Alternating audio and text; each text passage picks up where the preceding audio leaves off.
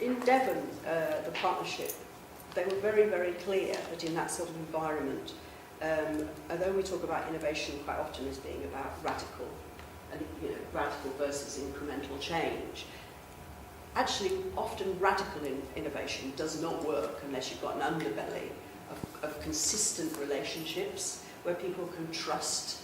If you undermine the confidence of people to be able to work together, then you're undermining the system that supports better practice.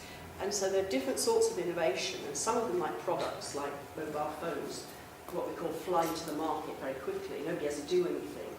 Implementing recovery is an innovation that is much, much more difficult, much more complicated, and has a journey over years and decades. I can remember when I did psychology a long time ago, and we had something called the Mental Patients Union. So we use the word union there. I mean, this was like 40 years ago, and it's taking us so long, isn't it, actually value people rather than undermining them. And but I think it's a great thing you're involved in, but it is a hard process, and there needs to be, maybe as well as networks between people, something that's an open portal where people communicate how their particular process is going. So there's an active dialogue that's not about assessing whether you were good in Sussex. I know you're in Sussex, but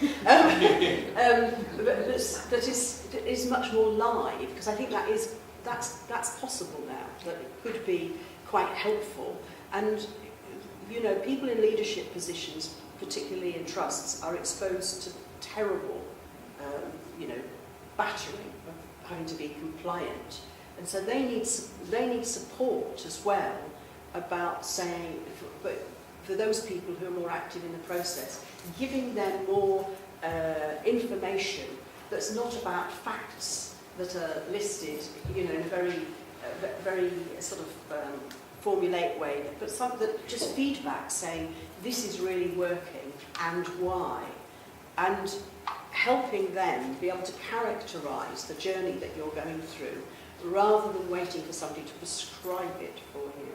So I think there's a whole challenge for people involved in research that's about tracking research that's useful to you, that's based on what's happening in your particular place, but at the same time is challenging about the process. And sharing that will build connection and energy, I think, in a way, over and above having very specific sorts of interventions.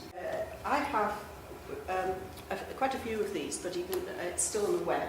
And in this we wrote this in the hub to communicate in a way that made sense of the role of a public leader in terms of transformation and what they should do for civil servants. But I think you might find it quite useful, and it does talk a lot about what the role of somebody in a leadership position is in terms of moving the system on.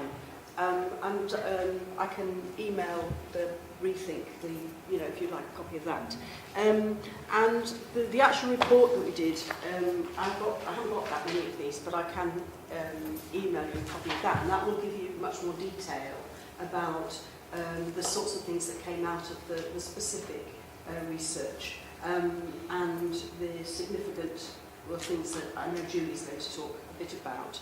And in the past, just to demonstrate this thing about a sort of historical process, in the mid-90s I worked for the NHS Northwest region as an equity advisor, and we were engaging with very, very similar problems then.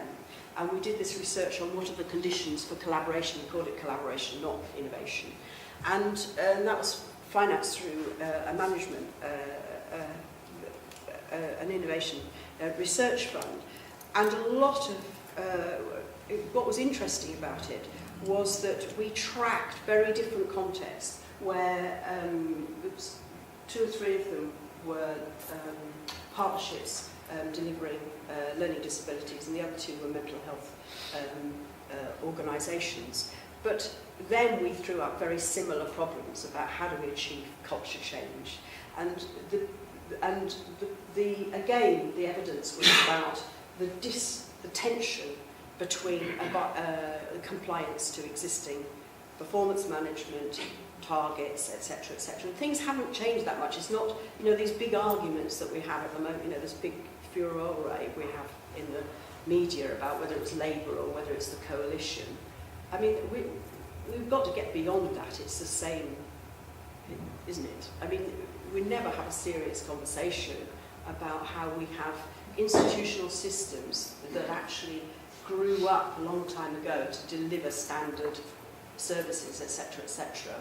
And we hear so little of people like yourselves who are actually engaged in transforming the way services are delivered.